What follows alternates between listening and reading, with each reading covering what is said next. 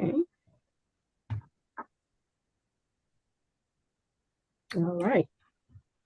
I think we're live. Welcome, everyone. Welcome, welcome, welcome to Monday Night Live, another riveting edition.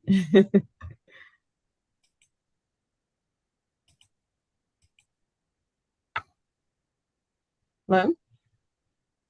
Okay. So are we live? We are live. Yes. Okay, all the way live. Welcome, Oh, everybody. Welcome to Monday Night Live. Glad that you're here. Glad to see Kathy. Glad to see Kaleem, Minister Sharon, hello. and Satero, Kafia. Glad to see all of you. Not sure who Sunshine is.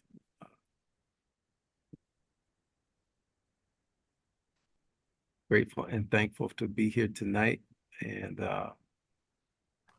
so, Kathy, you asked me what mood I was in. Were you asking that for a particular reason, for some news headlines or something? Because there's just so much going on right now that It's I'm hard to like, keep up. which way are we gonna turn this ship tonight? What are we Yes, gonna talk about? Throw it yeah. all out there and see what everybody jumps on, huh? You're absolutely right. So much going on. It's hard to keep up. Uh, I like to say there's so much breaking news that the news is broken. So I see Minister Lula's on. So grateful and thankful for all of you. We know Calvin is traveling, uh, flew out to Texas and he's driving now. So we miss him. We're praying for him. Hey, Minister Shannon, good to see you on tonight.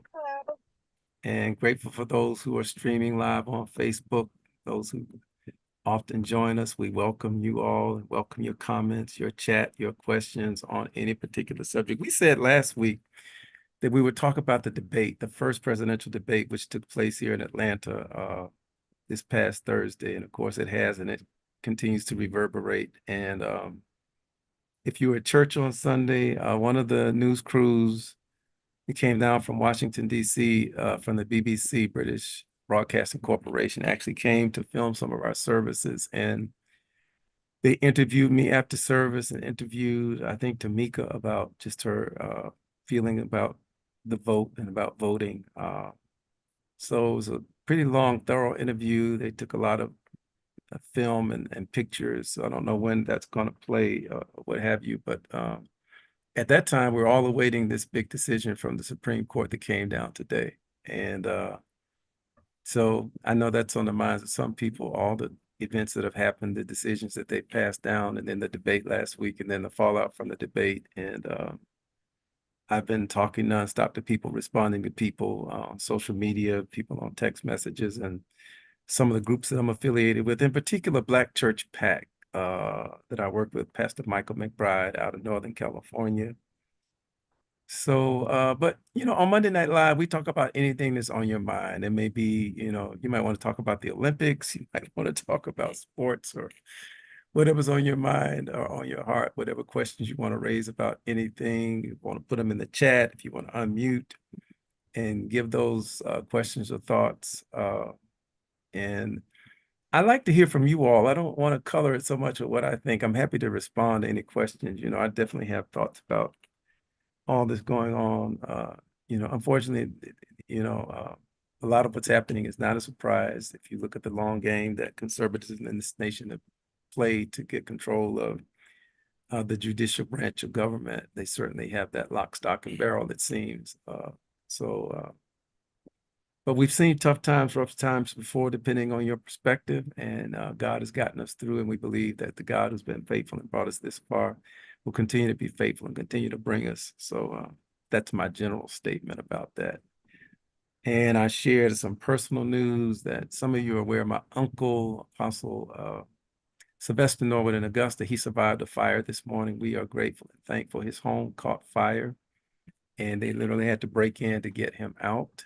Some of you know he's 93 years young, still very active, still very functional. And so our First Lady of Service at Bible Way Beverly, his daughter, is there with him. They're in a hotel, they're safe, they're well. And so we're lifting him up. We're giving God praise that he is safe, that his neighbors were able to break in and get him out. We just give God praise for that. So And before we move forward, perhaps we should tell the people who we are. We are members and friends of Bible Way Ministries at Thank you. 894 Constitution Road in Atlanta, Southeast Atlanta. We are a group of believers that come together on Monday nights and just discuss the topics, just say what we have to on our minds. There's no judgment. It's freedom of speech. We come and we give our opinions, we give our thoughts, and just some fellowship and camaraderie between people who love God, love people, and are looking to make disciples. So feel free to join us on the Zoom, join us on Facebook, and tell us what you think about what we're saying. Hopefully, I've done Great. Calvin Thank you for the justice. introduction. I don't have the same zest as Calvin does. Hopefully, I've done it justice. And he would play some music if he were here as well. We don't have that ability. I mean, he's very good with pulling up the track. Sometimes I'll just pop out something that's on my mind, a particular He got it song. right. Like he did some Donny Hathaway a couple of weeks ago. Just sometimes whatever we mention, he pulls it out because he's kind of got that flair, that ability to do that. So we're missing CT3 tonight.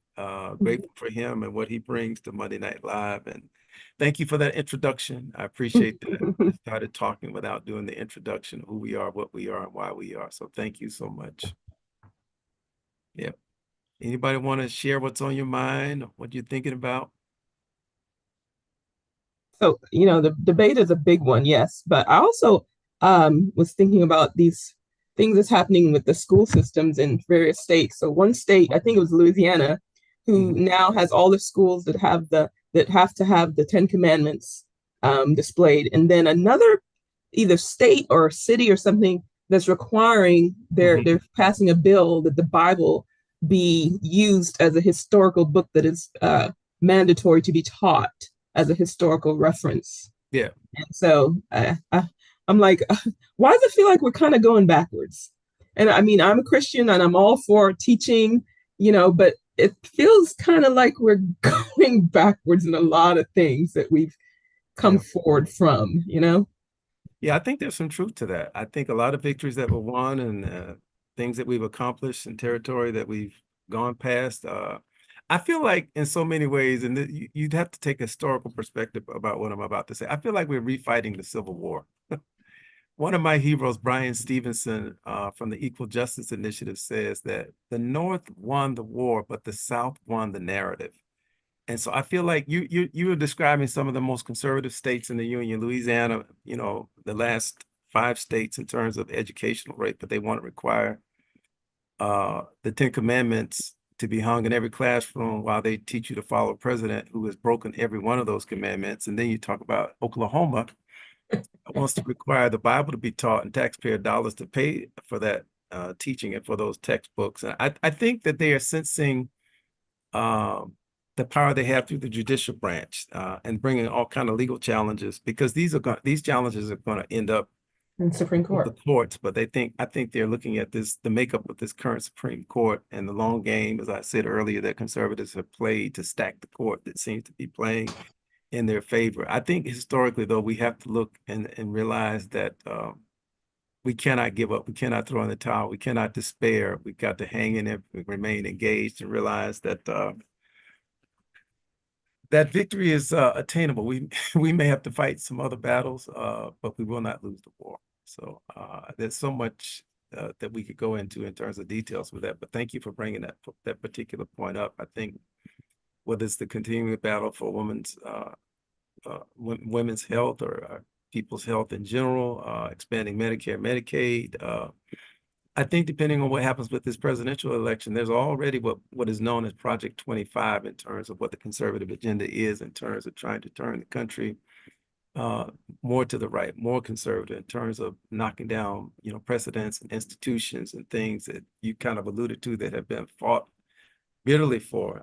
The right to vote, voting rights continue to be impinged upon. And so this is why I'm encouraging people to remain engaged. I get questions about Biden a lot, about his performance, about his candidacy, and I'm a never Trumper. I'm saying that for myself, and we said we'd talk about that this week as well, because we realize that no voting bloc in the United States, including African Americans, is monolithic. Even in our congregation, we have a variety of political perspectives, but I'm very clear on what I believe, why I believe, who I support, and why I support them. And while I'm not enthusiastically supporting Biden, I know that another Trump presidency would make things worse than they are. He selected 3 Supreme Court justices, which have brought us nothing but grief. And the next president will likely have the opportunity to select 2 others. And so you got to look at this as a long game. We're not voting for somebody who agrees with us 100%. We're not voting for someone who's a sweetheart. We're not even voting, get this, for the lesser of 2 evils. We're voting for the person that we think that we can bring to bear the kind of advocacy to make the changes that we need. And so I refuse to despair. I refuse to unengage. I refuse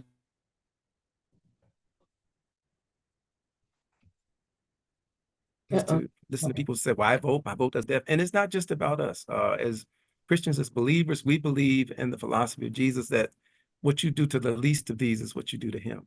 And so I'm concerned about the least. That was kind of my message yesterday in talking about who is my neighbor, and talking about the plight, not just the Palestinians, but talking about the plight of those in Haiti, those in Congo, those in Sudan. That you could just go on and on, that injustice anywhere is a threat to justice, everywhere that we're caught in an inescapable network of humanity. I really believe all of those things. And I believe it's the basis of my Christian faith. And so I act accordingly. And I refuse to let conservative evangelicals hijack my faith. I'm very clear on the Jesus I serve and the gospel I read about. I think we don't often seem like we read the same Bible or reading from the same place. But those are just some thoughts off the top of my head. But I would really like to hear, thoughts or questions about anything tonight. We get free flow about anything. We can talk about Simone Biles.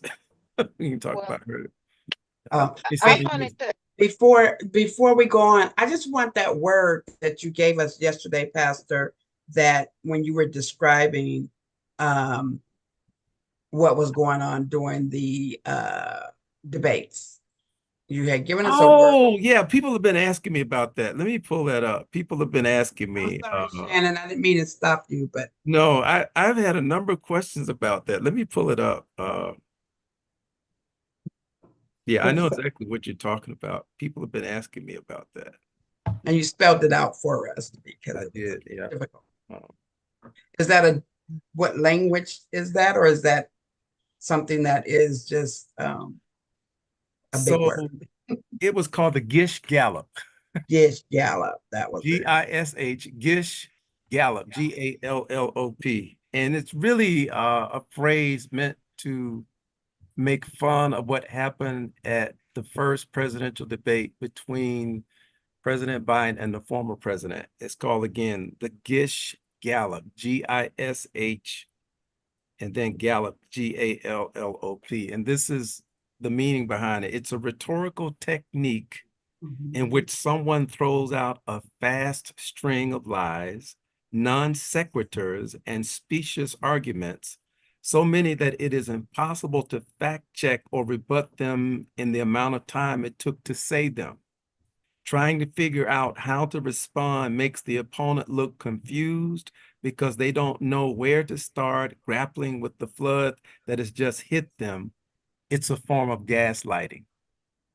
And so that's what I shared. And I've heard commentators talking about this. Many people are being critical of those who prepared Biden for the debate, that they over prepared him when his preparation should have been simpler. Because if you look at what Trump did, he was not just a fire hose of lies, but he came back repeatedly to the issue of immigration, and he lied about that. And so it's almost as if no matter what the question was, he came back to those same lies and to that same point, and he hammered it. And if you can just imagine if perhaps President Biden would have been prepared in the same way, instead of trying to have the mental acuity to deal with the fire hose of lies, just have basically, sometimes in rhetoric, even as a preacher, we call it a stick.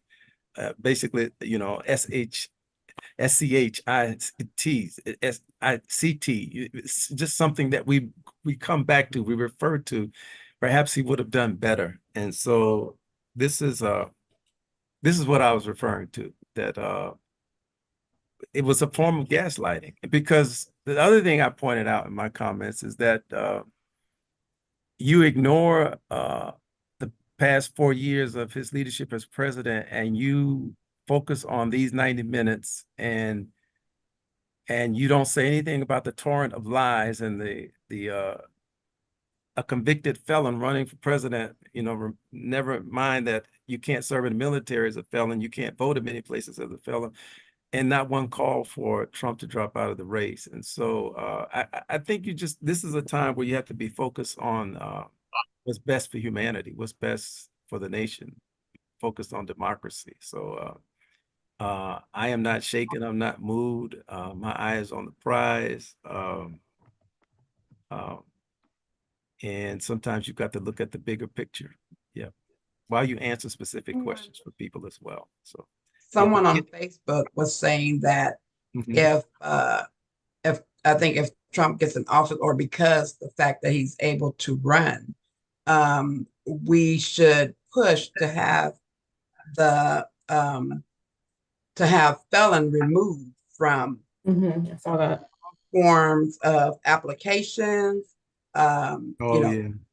descriptions that they are getting, things like that. It should be removed, that. Yeah, I've been hearing that as well, that if you allow a felon to take the highest office in the land, how can you deny people?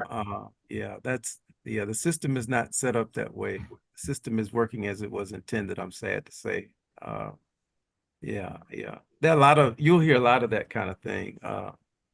But my message is, no matter who's elected, no matter when they're elected, where they're elected, how they're elected, we have to remain engaged. It's not about just the vote at the top of the ticket every 4 years. The down ballot races and issues and decisions affect us sometimes more than that. But I'm very engaged, and I will remain engaged. I will vote, not enthusiastically for the Democratic ticket, but for the one that has a chance to win, not for an alternative ticket. I won't sit home. I won't sit it out.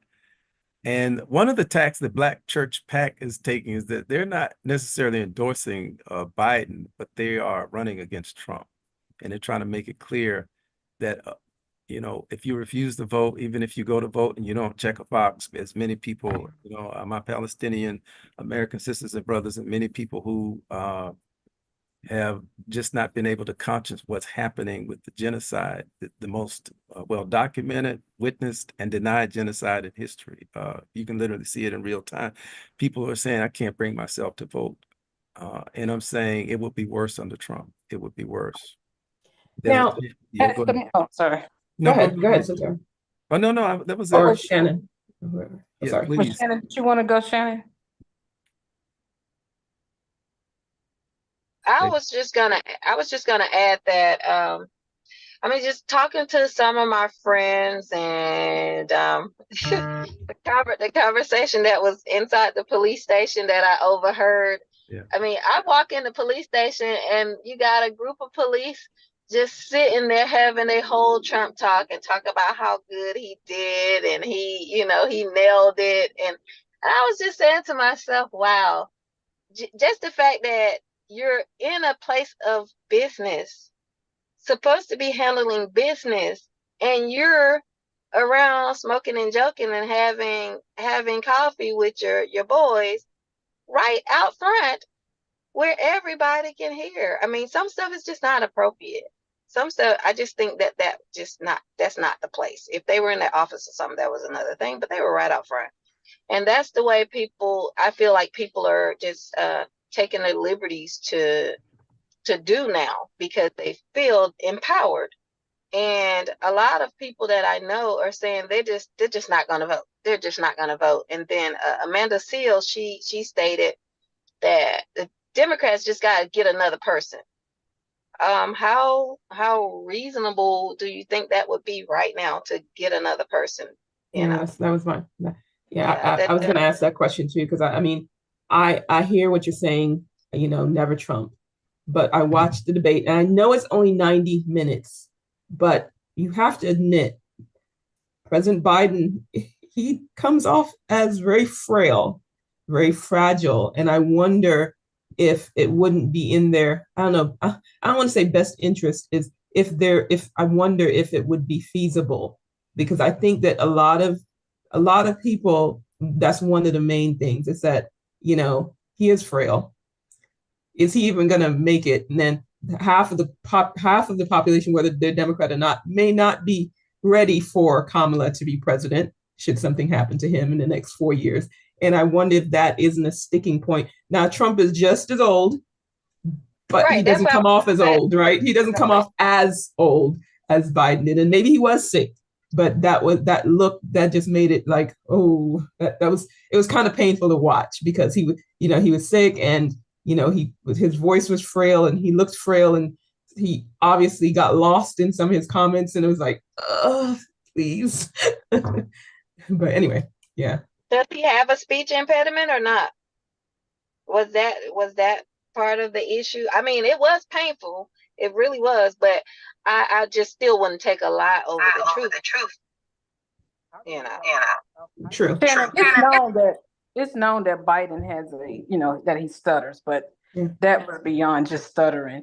But I just want to jump in for a quick second to say that I heard someone, I think he was on CNN, and he's correctly predicted the outcome of several presidential elections.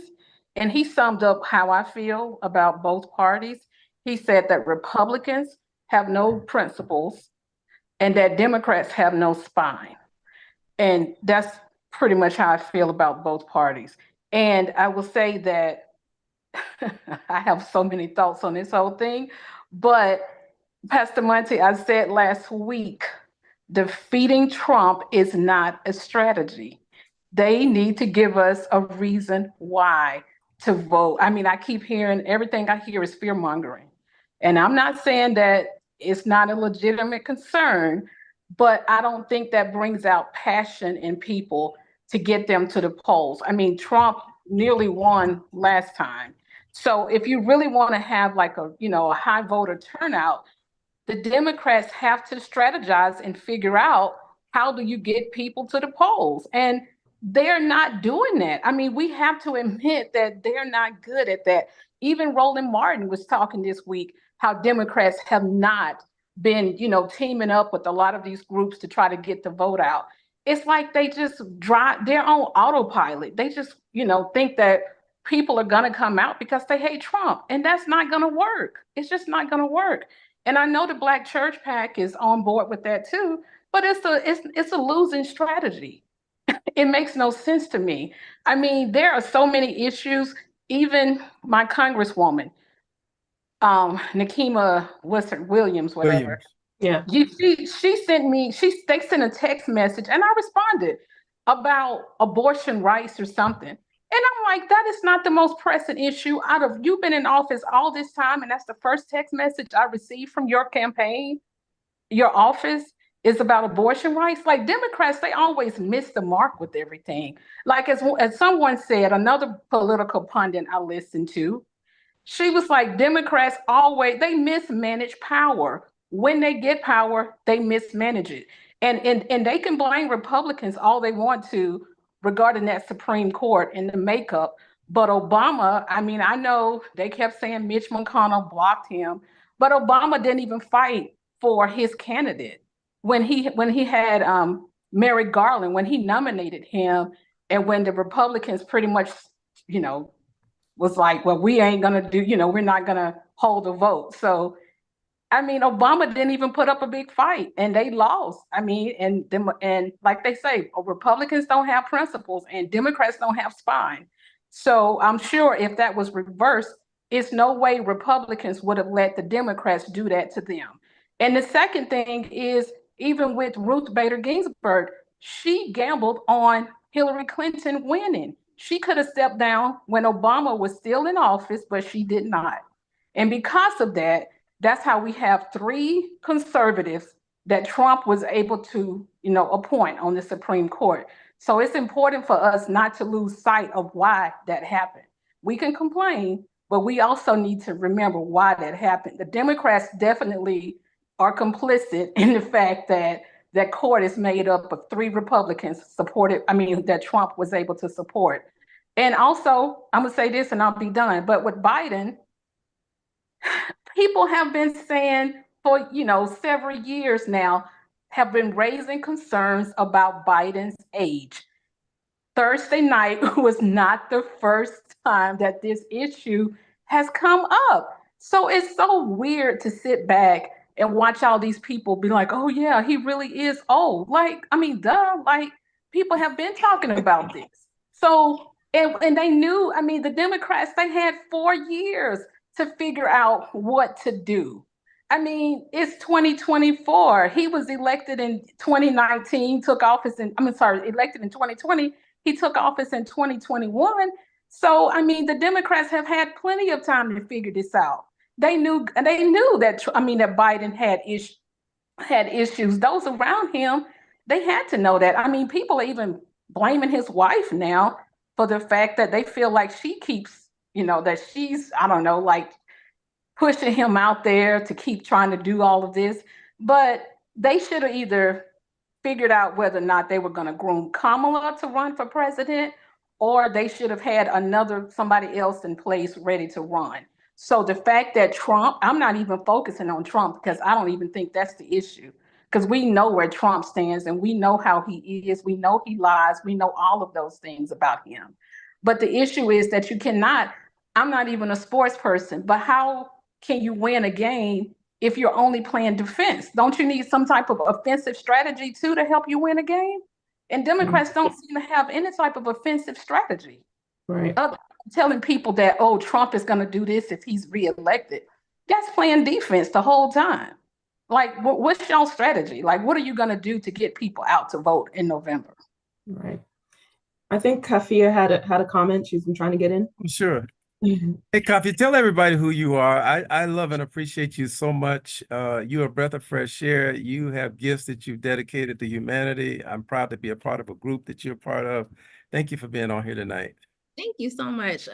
I'm with the Atlanta Multi-Faith Coalition for Palestine. I also work as a strategic consultant for CARE Georgia, and Alicia invited me, and I'm so glad to be here and grateful to know you, Bishop Norwood. I left my church about a year ago because my minister would not speak up about Palestine after having been there and speaking up about it in the past. After October 7th, he got silent. And I didn't know if I would be connected with the church again after that experience. And months later, I found out about Atlanta Multi-Faith Coalition for Palestine. So it's an honor to be in touch and in community with faith leaders that speak up for what they know is right. I wanted to speak about voting for Biden. I'm not going to be voting for Biden. I'll be voting down ticket, but here's the reason. If somebody killed 34,000 Black people, there's nothing anybody could tell me to convince me to vote for them. And if I'm arguing that Black lives matter, I have to understand that Palestinian lives matter too. And I'm not going to ask them to vote against their family and against their liberty. So I can't do that either. But we keep seeing Democrats coming back to Black folks over and over again because they know that they can't win without us. They know our power, but we don't act like we have that power. If we tell them that we're not accepting genocide, then they will have to make another choice. But we have to be consistent, but they keep relying on all of us to say, we're afraid of Trump, so we'll accept Palestinians getting murdered because at least it's not us. And so we have to also ask ourselves, if there's a president who's willing to slaughter over 34,000 Palestinians, do you really trust him to protect us? If there's another Rosewood massacre, if there's another Tulsa massacre, can you trust that this man values our lives? Because I can't trust that. But even if I thought we were going to be safe, I'm not doing that to Palestinians. Another thing for us to consider, we talk about Democrats and Republicans. What we should actually look at is how many of these elected officials are taking money from AIPAC. For instance, Nikema Williams is somebody who takes money from AIPAC. Lucy McBath, even Reverend Senator Warnock here takes money from AIPAC, used to speak out in support of Palestinian rights and then changed when he needed to run for office and needed that campaign money. So we need to start looking at people not as what party they represent, but what are their beliefs, what do they stand for, and what are they willing to risk their political career for, and support them if they're willing to do the right thing and protect life. Very articulate. Thank you for that. And I would just add that Kafia speaks the sentiment of a large swath of voters across this nation that I'm aware of, particularly the largest Palestinian American community in Michigan shocked the system with the Michigan primary. They thought that 10,000 people would refuse to vote. They had over 100,000 persons, Palestinian and otherwise, who did not vote in the Democratic primary for Biden. Michigan, like Georgia, is a swing state. Basically, that was proof positive that just on the issue that Kafia is talking about, that the Democrats could lose the election. Because the Palestinians, I have affinity with them, as I shared yesterday, for a lot of reasons. But if you're actually Palestinian, you're losing entire families. You cannot fathom a conscience voting for him. And so I hear that a lot. And I think that Kafia raises great points. I think that Santero raises good points. And it's kind of like, I want to do a comparison what I said in the sermon about, even when I'm talking to people about Christianity, I think that a story or my behavior, my witness is much more powerful than an argument. I don't have an argument for what Santero said. I don't have an argument for what Kafia is saying. I have empathy and compassion. I cannot, as I told the reporters from the BBC yesterday, what's happening in Palestine rattles my soul. But she is right in terms of the relationship implications for the most faithful voting bloc of the Democratic Party in terms of what we've gotten in return. So I can't argue that. But this is some of the things I do say in preparation for tonight, based on last week, why I'm choosing reluctantly to take the stance I am. I got a few notes I just want to share with you. Part of it is, I think there have been missteps with the Supreme Court. There's so much said, I'm just going to sporadically jump around and address some of them and give you some of my reasons for reluctantly being engaged and involved in voting the way I'm going to vote. She mentioned Ruth Bader Ginsburg, bet that Hillary would win and Hillary would replace her, and it didn't happen that way. You can go back to Thurgood Marshall, who could have retired under Jimmy Carter and didn't, and then Bush comes in and he puts in Clarence Thomas. I mean, that is meaningful because I follow the court. And so if you play the long game, and there have been others trying to get right now another retirement on the court of our Latina sister because they think we don't know what's going to happen with the next administration. So I follow that, but that's also a reason I'm going to vote because I realize what this court has done, what this court plans to do in terms of Project 25. I see someone put a link in the chat. If you don't know what that is, Project 25, you look up and see the further wicked evil that's being planned if Trump is elected. But when I look at what this court has done, they've overturned Roe v. Wade, 50 plus years of precedent, overturned Chevron, 40 years of precedent, overturned affirmative action, 6, all because this man got to be president, not this term, but the previous term. And then when I look at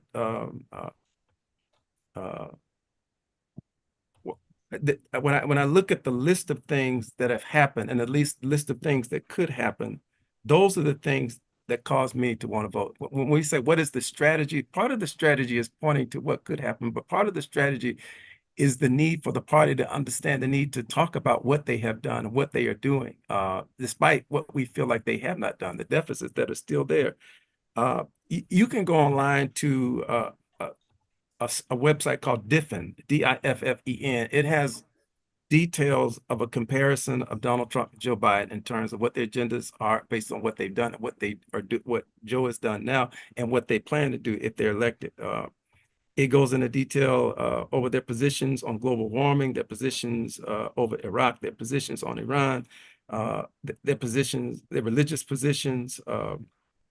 It talks about their positions on big pharma, the effort to make insulin not just available, not just affordable for seniors, but for everybody. They talk about the immunity that Trump was just given and what it says to him if he gets back in office in terms of what he can do and not be held accountable for. It talks about their different views on the economy, what's happened under Trump, what's happening under Biden. And so some of this, and I think if you go point by point, it then comes to me to be tit for tat. It comes to be an argument.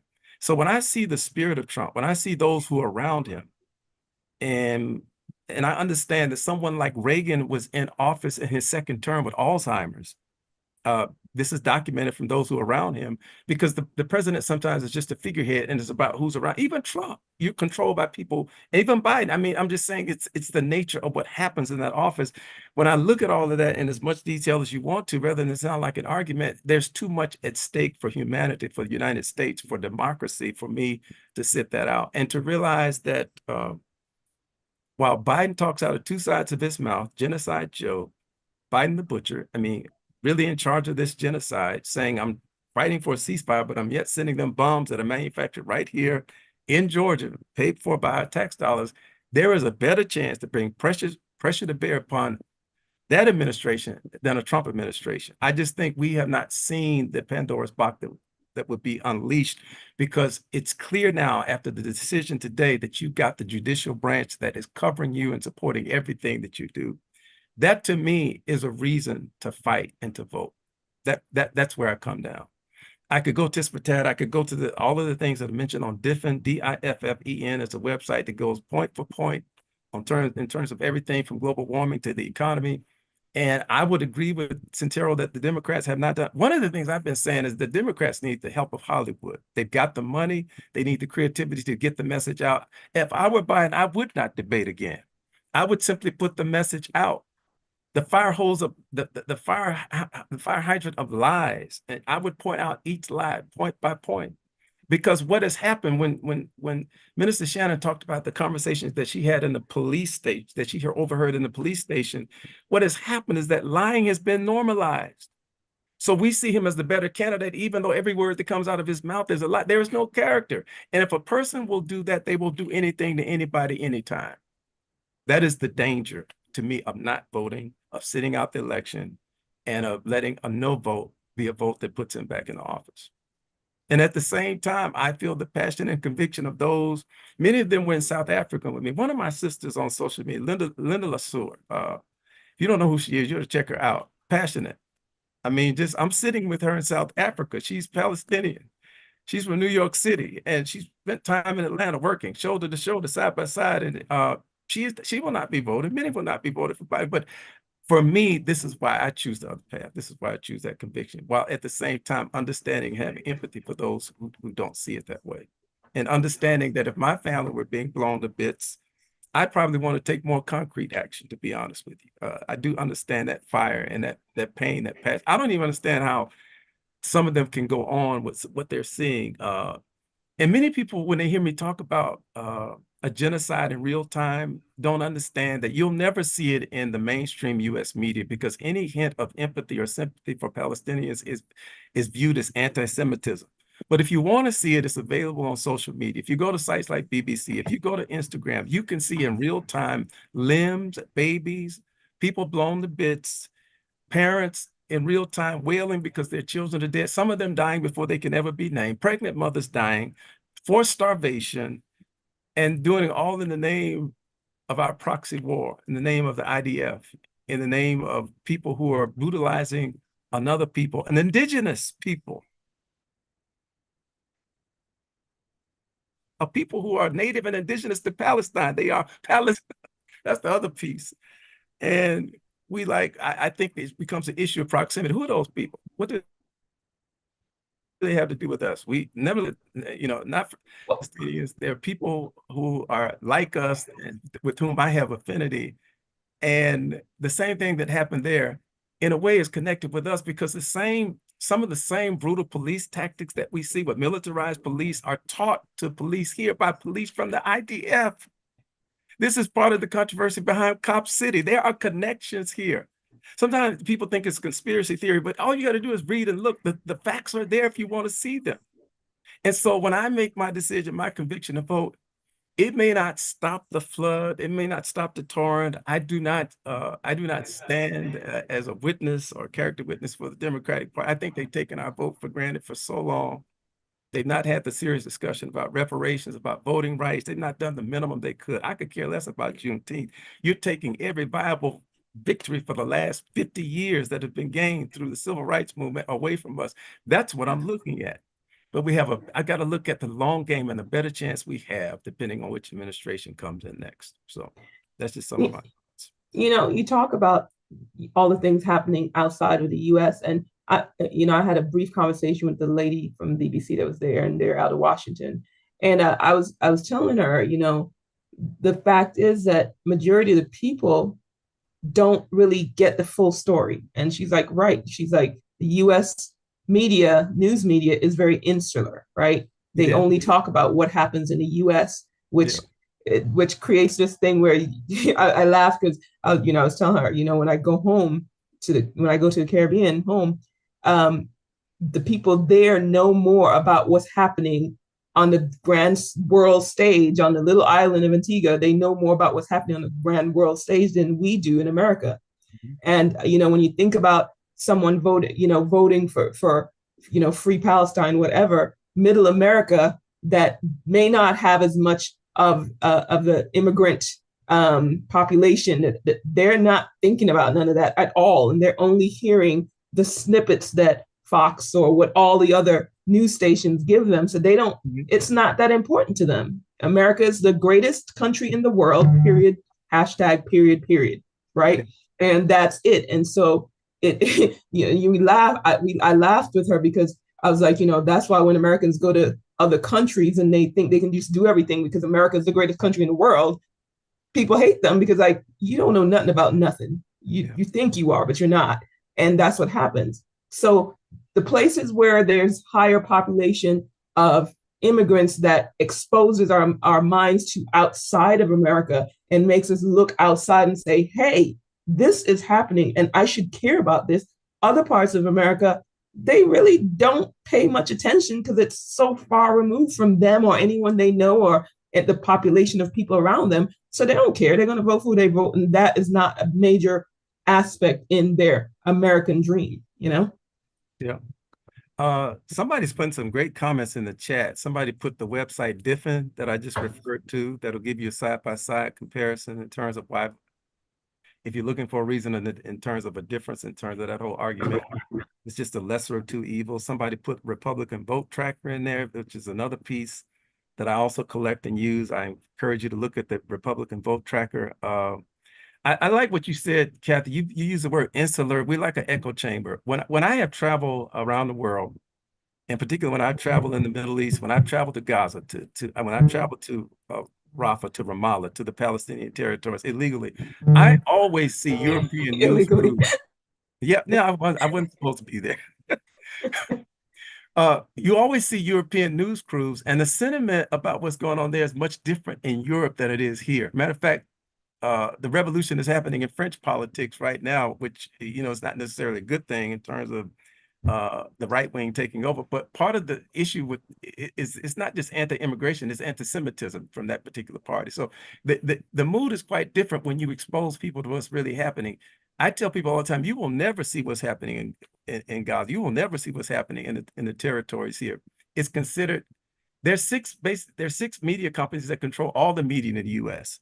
And you would just be considered anti-Semite from the start just for talking about it. Even when the BBC was interviewing me, they said, do you fear being called an anti-Semite? I said, anytime anybody here says anything that offers any empathy or sympathy to any other people, you call it anti-Semite. Even though Palestinians are Semitic, people don't even realize that or know that. I mean, it's just, there's such a dearth of knowledge and learning.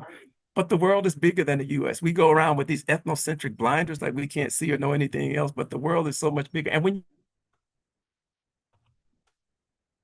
you travel, they let you know, like you said, that you're from the US. We're not, sometimes Black Americans are treated a little different, but the US is not the most popular place outside of the US. And so I think you're right in terms of exposing ourselves to other news sources so that we can see and know. One of the things they kept asking me in South Africa is, what did African Americans do to help end apartheid, 30 years ago? And part of it was bringing publicity to what was happening in South Africa. The UN was not behind the movement. The US was not behind the movement. And when we started exposing what was happening, you started the divestment movement. And I think one of the things I kept saying is people need to see and know what's happening. People need to see and know what's happening. And so that's the next frontier to me, to let people see. And then if you go back to the sermon I preached yesterday, if you can see, I start talking about the man on the side of the road, left half dead, and the priest walks by, crosses to the other side of the road, ignoring him. The Levite walks by, ignores him. It's the hated, the villainous Samaritan, the half-breed, the one who's the untouchable, who goes to the man in need. And Jesus is telling the story, and he understands the way the Samaritans are seen. And then he asked the Jewish lawyer, which one of them was a neighbor? He said, the one who showed mercy. He said, that's your example, go do the same thing. And so for me, the point I was making is that the Samaritan saw, is that word that I use, the word sawubona from South Africa, the Xhosa Zulu word that means I see you. If we can see, I don't care if they're different race or different color, different race, different ethnicity, we can see it and I feel there's something missing on the inside of us. I don't want the kind of Christianity that lets me look at that and walk by it. And so for me, that's also part of the calculus of how I engage and why I engage and how I vote, why I'm going to vote. Even though it's not perfect, nothing about it is perfect. And some of the comments were made about the Democrats should have seen this and prepared for this. I think some of it, I mean, the way that political apparatuses move, they move very slow. And for some who are looking at Joe as a candidate and saying we should have seen and known, many are saying that his cognitive ability declined rather rapidly. Whether that's true or not, somebody said, who's the person in waiting? It's the vice president. It's the vice president. Maybe I shouldn't say this very loud, but in part of the meetings and the circles and the conversations I'm a part of, particularly with Black Church PAC, when I sit with advisors to the president, is that there's an expectation that she will have to take over at some point. But that's kind of what the vice president is for. Are they ready for her? The vice president steps into the slot. Whether she would ever be elected on her own, that's another piece. But to withdraw that candidate right now would bring the kind of chaos that Donald Trump and the Republicans would love, because it would just about assure their victory. It would create major chaos. There's one thing to remove a candidate. I don't think they're going to do that. I think that they're going to try to present him, repackage him. If they get help from Hollywood, that'll help. But I understand that that's an issue. But to me, the bigger picture, the bigger issue is humanity, is democracy. It's looking at what we stand to lose. And maybe that's not a winning strategy for some. But when you look at the things that are in the chat here, that, I mean, it would take us hours to really go through the Republican tracker, the Diffin website that goes point by point by point by point. It's wickedness and evil that they plan. Project 25 is a real thing. Look at what it says. To me, that's the motivation for me. The fact that we have not gotten that information out or gotten more information to encourage people to vote for a ticket and for a candidate, I think that's valid. And I think that's harmful. And I think that's a risk. So, Pastor Monte, I yeah. actually have a question for you. Sure. So, you know, it seems as if Black voters are normally, you know, told to hold on, you know, just hold on. Let's just get through this election. Mm-hmm. And 4 years later, we're told the same thing. So at what point do we wield our power? Like if we truly, like, I'll just say for those in the Palestinian community, or the, you know, maybe not just Palestinian, but, you know, for those who really are standing up for, I'm just going to use Palestinian, the issue with, you know, between what's going on in the Gaza Strip. So for those who really believe that, and they're threatening to withhold their vote to prove a point, at what point do Black Americans do the same to show the Democratic Party that we mean business? We know that doing so, that we, you know, that there might be some fallout from that, but how do we ever get that party to take us and our vote like seriously when they know that they're just going to fall in line at the end of the day? They'll fuss, they'll complain, they'll do whatever, but we know at the end of the day, we still can count on them. So how do we wield our power as other groups do if we continue to just toe the line and fall in line or whatever to that party? You know? Great question. Great question. I think this whole time we're in is reshaping mindsets, reshaping politics, reshaping paradigms. One of the things I look at as I look at what's going on in France is that centrist and leftist coalitions are coming together to try to maintain some semblance of representation in the French government. I can see activism in this country reshaping itself, depending on what happens. I can see coalitions that we've never seen before. Can you imagine the LGBTQ community, the Muslim community, and African-American community marching on the White House? Can you imagine a movement to abort the court? You got these 9 people appointed for life with no accountability to anybody. We're taking bribes in public. I mean, I don't think it's but so much of this that we're going to take without you seeing a public expression. I don't think it will just be us, but I think we will be in it. I love the litany that you call of the politicians that are being bought by AIPAC, including Warnock. One of the things that Reverend Isaac Munther said when he was here, and I shared it with everybody, I sat down with him at a private reception, and he was talking about Warnock. He said, how do you silence a prophet? Give him a position. You haven't heard Pete from, we Black preachers can't get Warnock to talk to us. I mean, it's a scandal when you look at what AIPAC has done. They just won a race in New York in a primary because they beat one of the squad because of their advocacy on behalf of Palestinians. I don't think it's been so much of this before coalition started to form. Before I said, well, I may have different beliefs and practices and philosophy than you, but for the sake of humanity, democracy, and life itself, I think we're going to come together. And I think that's what's going to happen. I think we begin to wield our power as we broaden the coalition, as people begin to see, Latinos begin to see what's happening with the issue of immigration.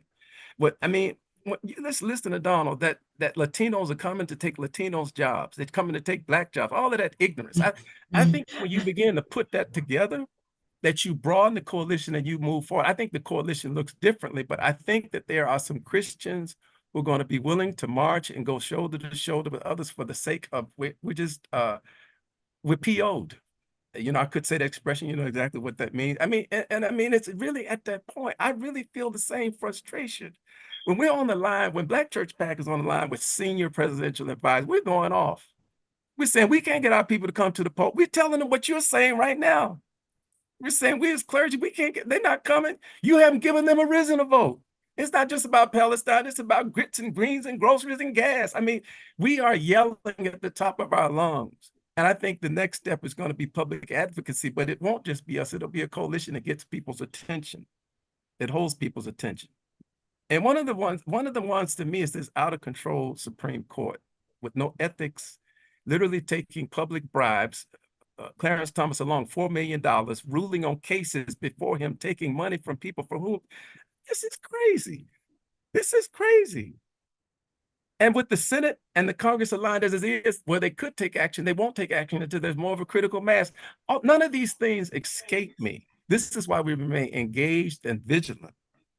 And maybe I don't bring this to the pulpit as consistently like I ought to, but if you follow me on social media, you look at the groups that I affiliate with and participate with, and as I raise the level of awareness as we move towards the election, you will hear it and see it, and you will see the coalescing happening, because there are many people who are impacted by this. They're coming not just for the total abortion ban, they're coming for in vitro fertilization. Look at Project 25 and take it seriously, and it will motivate you. Even if you don't vote, you will say, I'll fight about it after the fact, because once control is gotten, you don't stop at that point. Once the Supreme Court begins to do what it's doing now, conservatives won every major decision, basically 6-3. 6-3. And I heard the comment about Obama and Marilyn Garland. I don't think he could help what he did. Mitch McConnell said, oh, my dead body. I mean, he couldn't force it. Literally, he said, we will sit you out. They had a meeting every week while Obama was in office for his first term, how to make it his only term. I mean, the warfare, calling him an animal, a gorilla, a monkey. I mean, I don't blame him for that. I don't blame Obama for what happened with that. Maybe the earlier resignations, retirements could have helped, but I mean, some of this is just warfare. Yeah. So Pastor Monty, then doesn't it come down to the fact that our democracy is a sham? If we go through the world and we push democracy on other world countries, but in reality, our democracy is smoke and mirrors, right? We have the look of democracy, but we have nothing to do with what's happening at all. It's not about the voice of the people. You have a point. We do not have, for the presidency, the top office, we do not have one person, one vote. That's what we fought for in South Africa. They have it, we don't. The Electoral College was put in place to favor land-owning white men. It's exceeded its need, and it's not going to be changed. And you got a point. Yes, you're right. In so many ways, the democracy, Republicans have lost the popular vote in the last 3 elections. And part of the way that Trump could be elected this time, I don't think he'll win the popular vote, but that's we're not a democracy in the sense that we have the Electoral College, which is an invention of the 17th century to keep white landowning men in charge and to give states like Vermont, when there are more people in the city of Atlanta than Vermont, an outsized vote when you give them 2 senators and they have just a fraction of the people. No, it's a sham in many ways, and it's been written about. There are many books out there that talk about it. No, you got a point. You're hitting a nerve with me. Yes, no, you have a point. If we just had one person, one vote for the presidency, I mean, it just blows. The Electoral College is a dinosaur, but we are saddled with it. And until we got a different kind of Congress, we won't even entertain trying to change that. So no, I say yes, you have a definite point. It is a jab in many ways. Yeah. And I also Well, think it, I I was was going to say, just, oh, go ahead. Go ahead. no, Kathy. no, you go. You haven't talked. Go ahead. Oh, no, I was just gonna say that, I'm with the fight for Palestine and everything, but I'm more concerned about Black people and what the election means for Black people. And I still support any efforts to help Palestine out right now.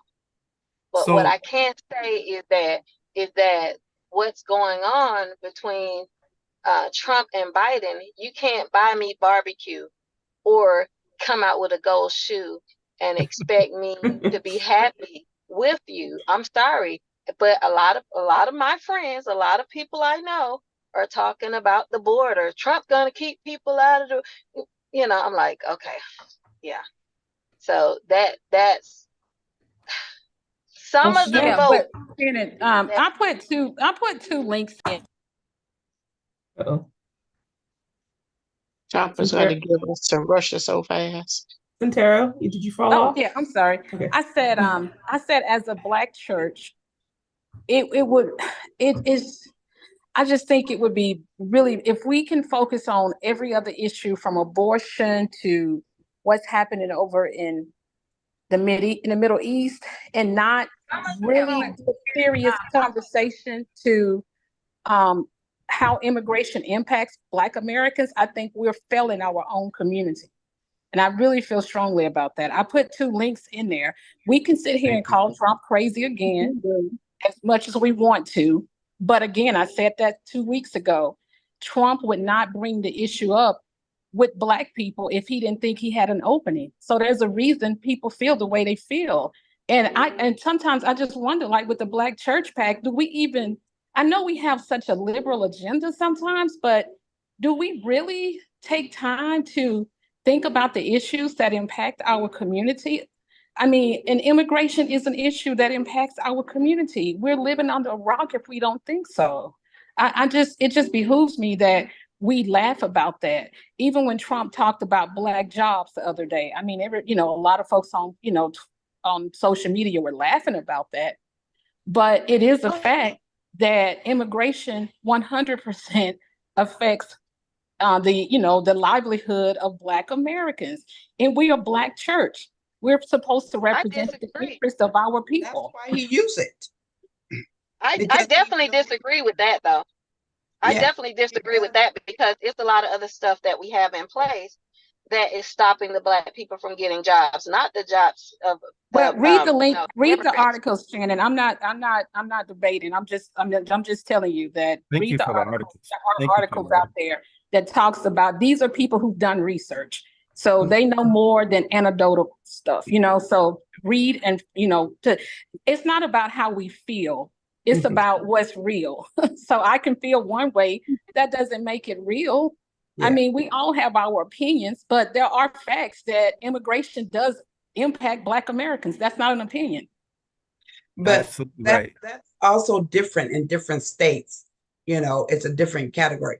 Here, as we have moved here, we see more African Americans who have, positions, or even have, for instance, doing yards and things like that they do. Some of them do it as a side job. Like our gardener, this is basically his side job. He's actually he's on the police force, but and he's a young man. But in California, it's a greater impact of seeing where the illegal aliens have come across, and they have taken a lot of jobs. They may see it in Texas and other places like that in a different way than we do here. But yes, it's a fact. It's all fact. But you have to understand what the person that is putting it forth is using it for. You see, we know Trump let us know who he is. He doesn't hide who he is and what he plans to do and how he feels about African Americans, or even Christianity. He makes a mockery of it, as the things that he do, holding up Bibles, using the Bible. He doesn't, he does not live by it. And, we also cannot neglect the power of prayer. We still have to pray and keep all this before God, because this is also stuff that in the word has foretold us, but it's coming to pass. It was coming to pass, but it behooves us to make a stand. Yes, we do have the opportunity to fight it, but we don't if we allow them to take the power of our vote.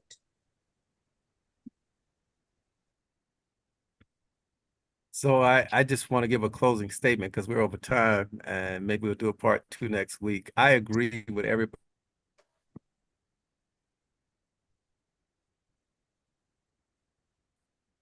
Did we lose him? Can you guys hear me? Okay. Yes, we can hear you, Kathy. Okay. Okay. And in the interview I did with the BBC yesterday, one of the questions they asked me is, where does Palestine fit on people's list of priorities? I said it's not on most people's list at all in South Africa or here. It's about, as Santero, you alluded to, the issues, whether we're talking about the economy or we're talking about immigration, that really impact us. So I think you're spot on. But I think you have to look at the smoke and the mirrors with that. More people came into this country legally when Trump was president than when Biden was president. And it was Trump that derailed an agreement that a bipartisan effort came up with in Congress, in both the House and the Senate. He stopped it because of the election. And I think if we were serious about this, and Congress has to act, and I think that because Congress will continue to be divided, not a lot will be done. There'll be a lot of posturing and words, but while it is a serious issue, that's a part of my calculus in terms of how and why I'm going to vote and how I'm going to remain engaged. I think it's just a political football right now. Even going back to the issue of Mexico building and paying for a wall, nothing like that has ever happened. I mean, that's just a part of the mess of lies that he tells. So, but I do agree that there's things that are much more important to us that we need to pay attention to, including that which causes the apathy, which will cause so many people to sit out the election and not think that their vote counts and not being given a reason to vote. So I think all of those things are so valid that you all said tonight. But I'm trying to make a case to try to get people engaged and involved. And I hope that the Democrats will use some of this massive money that they're raising to do a better job. And I was just, Elder Sinet and I went to an event last week hosted by the Biden White House. They did a luncheon at Pascal's. They invited clergy together, and basically they had surrogates from the White House talking to us about what Biden had done and some of the critical questions raised. It was crickets. They didn't have a lot of response. I mean, they spouted off a lot of stuff that Biden had done and how he's gotten the support of the 2 senators from the state of Georgia. But when we talk about some of those critical issues that we could go on and on about tonight, it was crickets. And even as Black clergy, we can't get the Black clergymen that we helped to elect the Senate to even talk to us about it. And I think Kafi was right on when she talked about it's because of what AIPAC, which is the Jewish lobby, does in terms of how they contribute to every politician in Congress, right, left, center, Democrat, Republican. So, and they just defeated one of the squad in New York, if you follow politics. So I liked what Minister Sharon said, but that we can always pray. I don't want to use prayer as a pacifier to say that we don't act. I like to say that we need to pray like a people of action and then get up off of our knees and act like a people of prayer. We need to put feet to our faith. We need to make practical inroads. And for me, that's writing, that's listening, that's being engaged, informed, that's protesting, that's being willing to put feet. There's a protest tomorrow morning on behalf at the Museum for Civil Rights on behalf of Congo, because the only genocide happening right now is not in Palestine. I talked about yesterday what was happening in Haiti, the Sudan, and Congo. Let me just say this. It's funny. If you know the movie Black Panther, you know that the fictitious metal that came from space on the meteor was vibranium. Well, it's another mineral in the Congo, which is creating a genocide. And if you just Google it, you could see people starving and literally living like slaves and losing their lives for the cobalt that we use in our phones and electric batteries in our cars. I mean, and that has an impact as to how we live and as the consumer culture that we have here. So much of what we could talk about in terms of very practical issues really kind of connect if we look at them in terms of how they impact us at our dinner tables, how it impacts this nation, how it impacts this world. And so I hope that we will remain engaged. I thank you for all of the links. Thank you, Satira, for the links you put, Elder Tanetta for the links you put, some good stuff. I hope that you all are able to copy that stuff or take a picture of it and go back and read it. And we'll pick up next week. I'll go ahead and close this with a prayer. Thank you, Kathy. Thank you, everybody who's been on, Minister Sharon, Minister Shannon, Elder Tanetta, Satiro, Minister Lula, Kafia, who was here with us earlier, Kaleem was on, Wanda was on, and then those who are streaming live on Facebook. I see you, Laverne. Thank you for being on. I see you, Sister Laverne Rice. Welcome, Sister Linda Norwood. I see you all. Thank you all for being here. We miss Calvin. Hopefully we'll see him soon as well. Lord God, I thank you for tonight, for the vigorous debate back and forth. We're in a time of tension and we're in a time of challenge. We're in a time where it seems a new